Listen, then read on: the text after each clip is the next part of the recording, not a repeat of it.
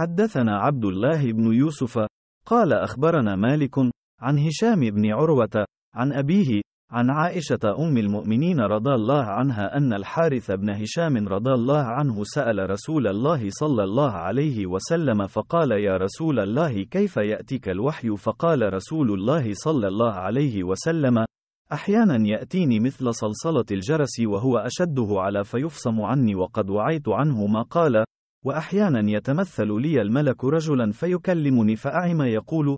قالت عائشة رضي الله عنها ولقد رأيته ينزل عليه الوحي في اليوم الشديد البرد فيفصم عنه وإن جبينه ليتفصد عرقا. Narrated Aisha. The mother of the faithful believers, Al-Harith bin Hisham, asked Allah's Messenger, O Allah's Messenger, how is the divine inspiration revealed to you? Allah's Messenger replied, sometimes it is revealed like the ringing of a bell. This form of inspiration is the hardest of all, and then this state passes off after I have grasped what is inspired. Sometimes the angel comes in the form of a man and talks to me and I grasp whatever he says.